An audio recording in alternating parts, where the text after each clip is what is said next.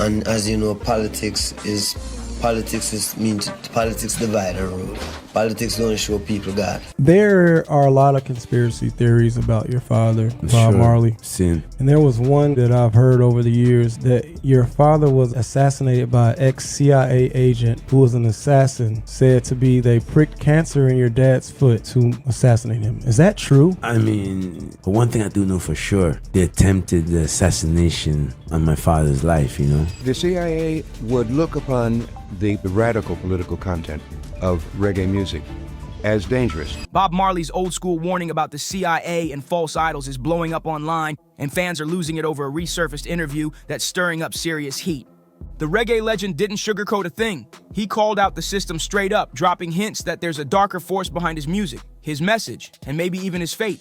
Now here's the twist that's got the internet buzzing. Some folks are absolutely sure Bob was marked for speaking truth, and the so-called evidence, it's wild. Ex-hit men confessing creepy coincidences, and a stack of sketchy details piling up like a thriller plot. But the part that's got jaws dropping? You dig? The system that separates people, that's the they. Damian Marley, Bob's own son, is chiming in, and guess what? He's saying the internet might actually be onto something. That's right, even he's questioning the story we've been told. So what did Bob really say, and is Damian backing the conspiracy crowd? The viral clip doing rounds is an old interview where Bob broke his silence and went deep. He usually stayed far away from politics, especially with all the chaos happening in Jamaica back then. But in this interview, Bob didn't hold back. He flat out said politics is designed to divide people, full stop. And then Bob flipped the script and got real about herbs. Now listen. And as you know, politics means politics divide and rule. Politics don't show people God. Politics tell you that somebody can do something fair. You know? What we know is God that do everything. So the best man to deal with is God. When you deal with God, you don't deal with politics because politics divide. Bob wasn't just any herb enthusiast, he was a Rastafarian icon. He believed in the healing power of herbs, no question. But the government, they banned it. And Bob wasn't having it.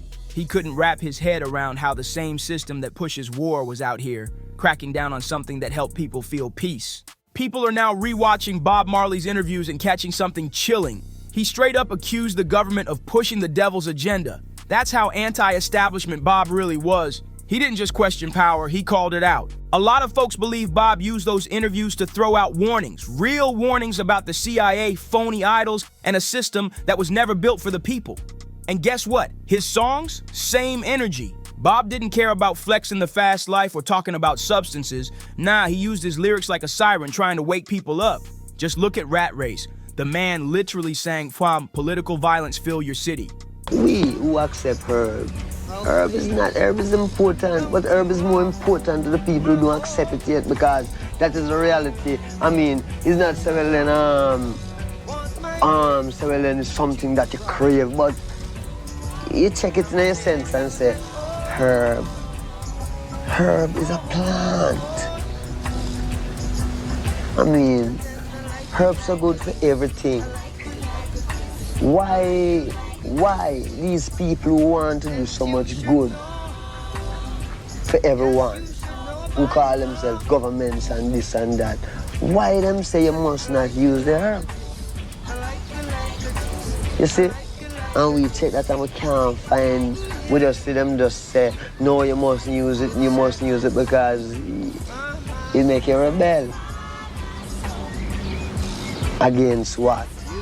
Don't involve Rasta in your say. Rasta don't work for no CIA. That wasn't just a rhyme. That was a direct message. Bob believed these organizations were the root of the suffering. And worse, they were trying to recruit artists, including Bob himself, to push their twisted agendas. Now here's the question that's making waves. Was Bob really on to something? And the answer is looking more and more like yes.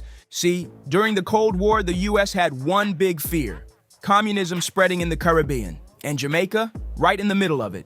The US was laser focused on stopping Soviet influence, and behind closed doors, the CIA was grinding hard, funding certain politicians, spreading anti-communist vibes, and flipping public opinion without people even knowing.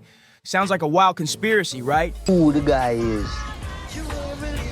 Because my right is my right, like my life. You know? all I have is my life. That means if I can say, I don't want that or I don't want this. When I check it out, the biggest man was a baby one time. So I don't know where he get all of these big ideas, want to be rulers over people. You see? And help enforce devilism. Can't dig it. Can't take it. Forever, man.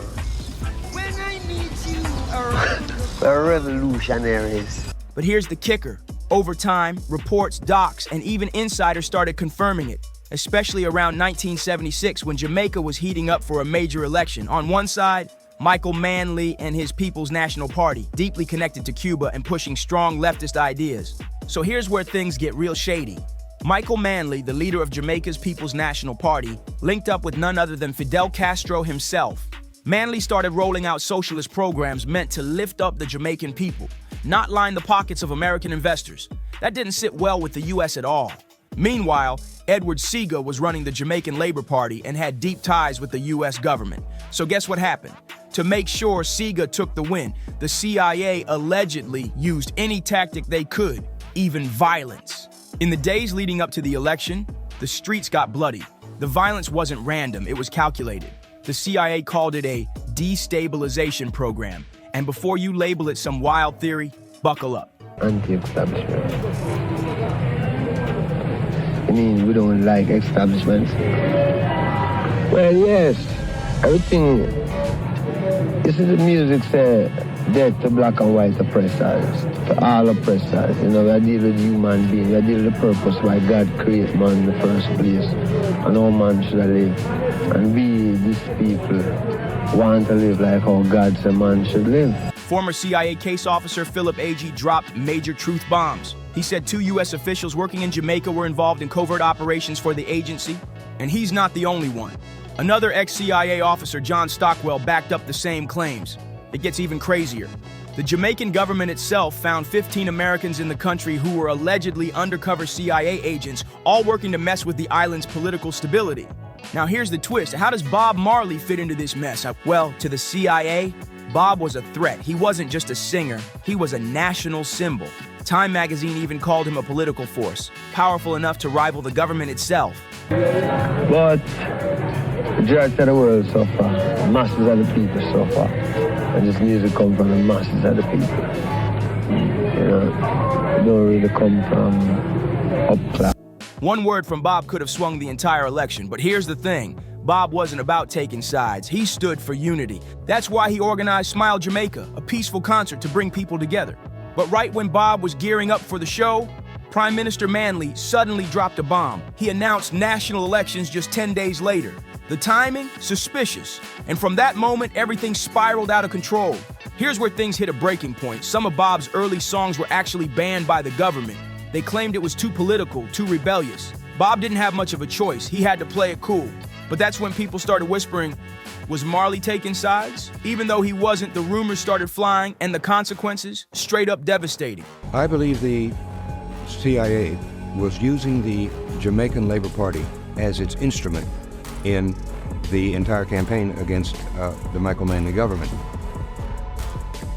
I'd say most of the violence was coming from the Jamaica Labor Party side, and behind them was the CIA in terms of getting the weapons in and getting the money in with all the propaganda guidance, because there was a steady stream, a continuous campaign of propaganda against the Manley government. Just 2 days before the Smile Jamaica concert, chaos erupted. Armed gunmen stormed Bob's house on Hope Road in a terrifying ambush.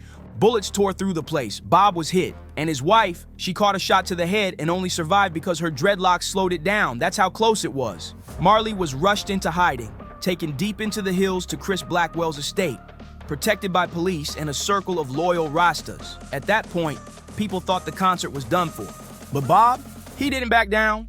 In the middle of all that madness, pain, and fear, he showed up. He walked onto that stage and gave the crowd what they needed, hope. His message was clear, unity over division. And the concert, it was a major moment for Jamaica. Richard Nixon instructed the CIA in a meeting, which was in 1970 in the White House, And there was a document in the Senate report, which is reprinted. And he said, make the economy scream. Those were his words. And that's, of course, what the CIA proceeded to do in Chile, and that's what they also did in Jamaica. They also furnished a lot of munitions and assistance to the terrorist squads that were going around killing people in the cities and also in the countryside in Jamaica as well. That's correct. Well, John, you had a trip down to Jamaica, and you saw a lot of these things about Jamaica with your own eyes, right? Yes, indeed. A very moving, a very interesting trip to me to see a target country at a time in the height of a CIA operation when I was completely outside. So there's no way that I could see the problem that journalists have always had when the U.S. government was targeting on a country in a situation, trying to destabilize it, overthrow, or manipulate the elections or whatever, of trying to figure out what's going on. Prime Minister Michael Manley even popped up on stage to soak in the energy, but as the music faded, one burning question refused to die out. Who tried to take Bob out? The streets had theories, but most fingers pointed straight at the CIA. Sounds like another conspiracy, right? But wait, don't tune out just yet. The CIA would look upon the radical political content of reggae music as dangerous because it would help to create a consciousness among poor people, among the great majority of Jamaicans. And of course, naturally, the climate was created for an attempt on Bob Marley's life. Years after Bob passed, a man named Bill Oxley, who claimed to be a former CIA agent, stepped out of the shadows. And what he said, it shook everything. He claimed to know the real story behind the hit and Bob's death. Bill Oxley wasn't just some random name. This man claimed to have spent 29 years as a top-level CIA operative. During that time, he said he was involved in 17 high-profile assassinations authorized by the U.S. government between 1974 and 1985. But it wasn't until he was lying on his deathbed, facing terminal cancer, that he decided to spill the truth, including what really happened to Bob Marley. I would read a book from my grandmother called Marley and Me by Don Taylor, who was Bob Marley's manager. And in that book, he would say that they actually caught some of the people who tried to kill Bob Marley, had shot him and, shot Don Taylor. And they had them in a kind of ghetto court, and under interrogation, some of the shooters admitted that the CIA paid them in guns and cocaine to try and assassinate Bob Marley. Sounds like a movie, right? But what Bill confessed was chilling. He said, "I believed in the CIA. I never questioned what they asked. I thought sacrifices had to be made for the greater good. But then came Bob. And for the agency, Marley wasn't just some singer, he was a revolution, plain and simple." According to Bill, by 1976, Bob Marley had become a major threat to powerful forces around the world. Not because of violence or politics, but because of his music. His lyrics had power, his voice sparked movements, and the fact that he was using his fame and money to support global causes that clashed with CIA interests, that made him dangerous, and just like that, he was marked. Bill said it point blank. Bob Marley signed his own death warrant. Let that sink in. But here's the part that shook fans to the core. Bill dropped a bomb when he claimed they tried to warn Bob first. According to him, they sent people to light up his house in Kingston. That terrifying night, the one where gunmen stormed Marley's home, firing shots that injured his arm and chest. Bill claimed it was intentional. He said, "We sent some people to shoot his house in Kingston. We sent a message," Bill Oxley said. "We made it clear. This wasn't a game." There are a lot of conspiracy theories about your father, Bob Marley. Sin. And there was one that I've heard over the years that your father was assassinated by an ex-CIA agent who was an assassin, said to be they pricked cancer in your dad's foot to assassinate him. Is that true? But Bob Marley, he didn't back down. He stood firm. And according to Oxley, that was when the CIA decided to take things to the next level. Bill admitted it. The agency was behind the shooting, and they weren't finished yet. After the attack at Hope Road, Bob disappeared into the Blue Mountains, laying low while prepping for his upcoming show. But the CIA had eyes everywhere. And Bill, he followed Bob into hiding with a plan. Here's where things get creepy. Oxley said he posed as a journalist, used fake press credentials, claimed to be a big-time photographer for the New York Times. That's how he got close. One thing I do know for sure, they attempted the assassination on my father's life, The government did, because of him trying to bring people together, And when he met Bob, he handed him a so-called gift. A pair of fresh all-star sneakers, but it was a setup. Inside the shoe, a 10-centimeter nail strategically hidden. When Bob went to try them on, he screamed. The nail went straight into his foot. But the real horror wasn't the pain. That nail, according to Oxley, was coated in a mix of viruses and lab-grown cancer cells. It was never just about hurting him, it was about taking him out slowly with no trace. Oxley claimed that by then, the agency had already changed tactics. Gone were the messy hits of the late 60s and early 70s. They wanted something quieter, more finesse, as he put it. Bob Marley was seen as the latest threat in a long line of counterculture figures who needed to be silenced, and they believed this method would leave no fingerprints. No more bullets, no more mess. That's what Bill Oxley allegedly said when describing the final chapter of their operation. According to him, once the poison nail did its job, he stayed close, real close. He made sure that every Dr. Bob saw in Paris, London, and even the US gave advice that would speed up the process, not save him. And tragically, it worked. Bob Marley died in May 1981 at just 36 years old, gone way too soon. Bill's confession? It was like a gut punch. And here's the thing, he had nothing to gain by lying. He was at the end of his life. No money, no fame. Just the truth, if that's what it really was. And his claims didn't stand alone either. Bob's former manager, Cassie Gay McCall, also echoed those suspicions. One thing I do know, man, if someone attempts to assassinate you and they fail the first time, okay, all right, that's it. Pack up, we're going home. So, of course, they try different ways and different mechanisms. But why would someone want to assassinate someone for trying to bring people together? Why did they have slaves? Why do they shoot us on the streets each day? At the end of the day, they don't really want people to unite. The day I'm speaking of, there's a system, you dig? The system that separates people, that's the thing. In his explosive book, Inside the CIA's Secret War in Jamaica, he pulled the curtain back on some of the agency's most chilling moves, including what might have happened to Bob. Still, despite all these claims, a lot of people refused to buy it. One reason? Bob did have cancer in his toe, and yes, doctors advised amputation to stop it from spreading, but Bob refused. He believed losing any part of his body was a violation of his faith, something deeply spiritual, so he chose to live his truth, even if it cost him everything. There's also been talk about where Bill's confession was published, Your Newswire, a controversial site that's now offline. The site's founder, Sean Adel Tabatabai, later distanced himself from its past content. He admitted that when he shut the site down in 2019 and rebranded it into News Punch, they made a decision to stop running unreliable conspiracy stories and to focus more on fact-checking and accountability. Bill Oxley's confession cast a heavy shadow, but some still question if it's legit. The site, the sources, the timing, it all left room for doubt. But here's the kicker, none of that really matters, because Bob Marley's own son believes his father was targeted by powerful forces. A few years back, Damian Marley was asked what he thought about all the conspiracy theories surrounding Bob's death, and his answer? It was bold. Damian said straight up that he believes the government wanted Bob gone, all because of his message. Bob preached peace, unity, and freedom, and according to Damian, that shook the system. But he didn't stop there. Damian even brought up the shooting at Hope Road, confirming what many suspected, that it wasn't some random break-in, it was a hit. And when that failed, they turned to something more drastic, something designed to end it quietly.